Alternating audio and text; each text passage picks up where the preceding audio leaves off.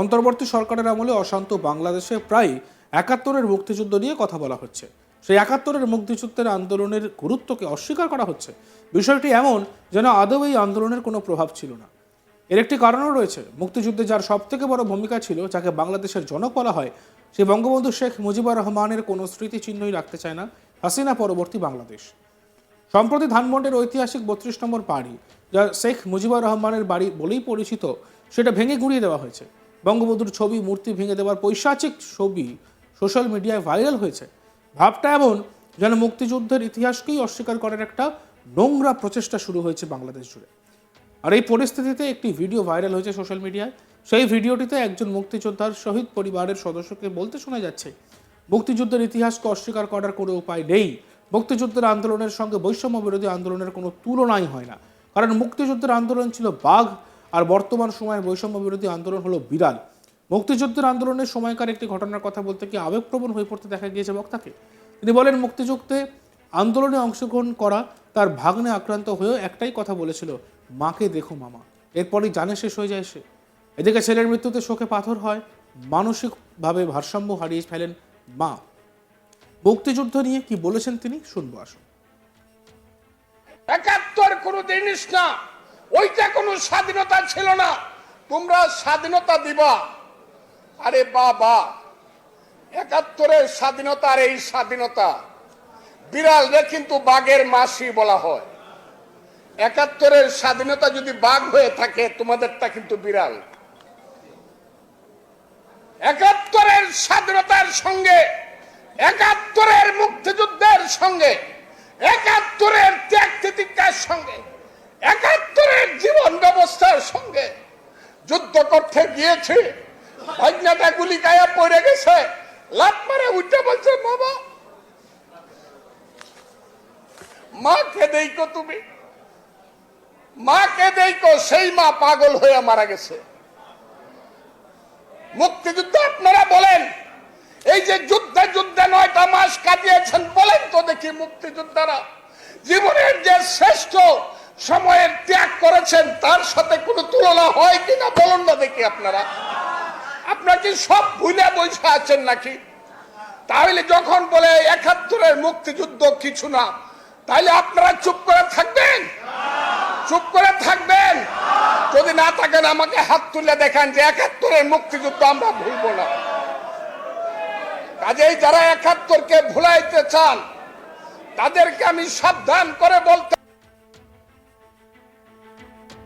শেখ হাসিনা সরকারের পতনের পর অন্তর্বর্তী সরকারের আমলে অনেক কিছুই ঢেলে সাজানো হচ্ছে। তার মধ্যে রয়েছে দেশের সংবিধান, কাজ চলছে ভোটার তালিকা সংশোধনের। এছাড়া বাংলাদেশের জাতীয় সঙ্গীত বদলে দেওয়ার দাবি উঠেছে। মোদ্দা কথা, বঙ্গবন্ধু শেখ মুজিবের আমলে তৈরি সবকিছুই বদলে দেওয়ার চেষ্টা চলছে। এবার তালিকা যোগ হলো দেশের নাম বদলে দেওয়ার ঘটনা। ইতিমধ্যেই বেশ কয়েকটি নাম উঠে এসেছে। সেই নামগুলি হলো বাংলাদেশ কল্যাণ রাষ্ট্র, আরেকটি নাম হলো গণতান্ত্রিক বাংলাদেশ, গণপ্রজাতন্ত্রী বাংলাদেশ নয়। প্রজাতন্ত্রী শব্দটি সংবিধান থেকে বাদ দিতে হবে। বাংলাদেশ কল্যাণ রাষ্ট্রের নামের পিছনে যুক্তি হলো, এই নাম দেখে কেউ অকল্যাণ করার চিন্তা না করতে পারে। দেশের নাম পরিবর্তনে ইতিমধ্যে সোশ্যাল মিডিয়ায় ঝড় উঠেছে, দেখা গিয়েছে মিশ্র প্রতিক্রিয়া। আর এনে আশরাফ আলী আকন্দ, তিনি ইসলামী আন্দোলন বাংলাদেশের সদস্য, তিনি কি বলেছেন শুনব। আমরা বাংলাদেশের নামটা পরিবর্তন করতে চাই। বাংলাদেশ হবে বাংলাদেশ কল্যাণ রাষ্ট্র, যাতে কোনো ব্যক্তি এই নামটা দেখে কোনো অকল্যাণ করার চিন্তা না করতে পারে। আমরা বাংলাদেশের নামটা পরিবর্তন করতে চাই।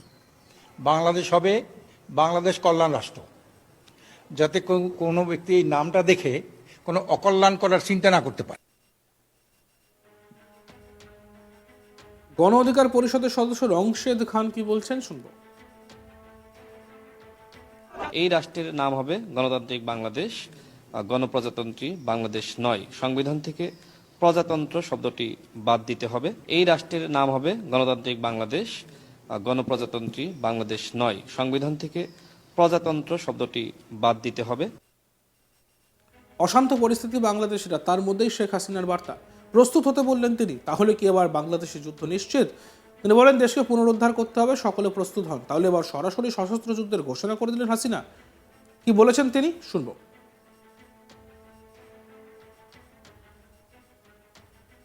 আজকে সেই বাড়িটা ভেঙে ফেলা হচ্ছে কেন? বাড়িটার কি অপরাধ? ওই বাড়িটাকে কেন এত ভয়?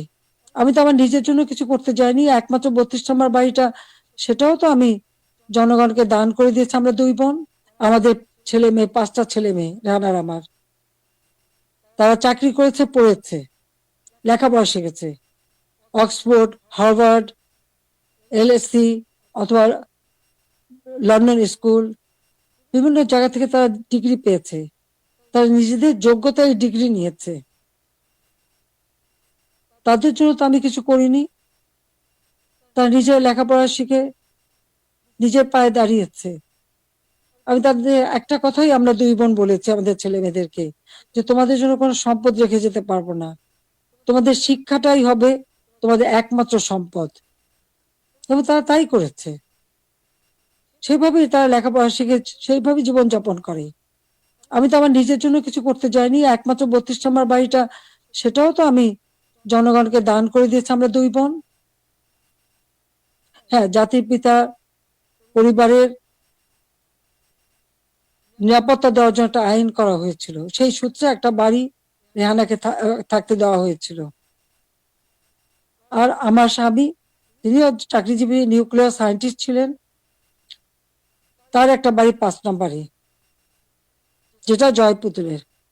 আজকে সেই বাড়িও পুড়িয়ে দেওয়া হয়েছে, রেহানার বাড়িও লুট করা হয়েছে।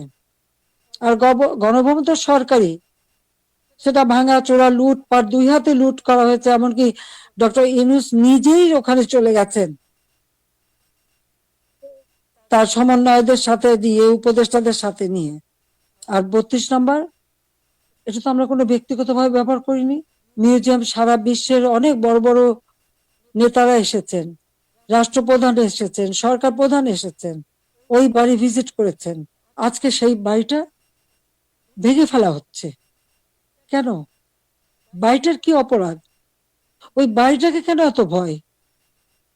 আমি দেশের মানুষের কাছে আজকে বিচার চাই, আমি দেশের জনগণের কাছে বিচার চাই। বলুন আপনারা, আমি কি আপনাদের জন্য কিছুই করিনি? আমি কি আপনাদের অন্ন বস্ত্র বাসস্থান চিকিৎসার ব্যবস্থা করে দেইনি? আপনাদের ঘরে আলো জ্বালিনি? আপনাদের ছেলে মেয়ে লেখাপড়া শিক্ষার ব্যবস্থা করিনি?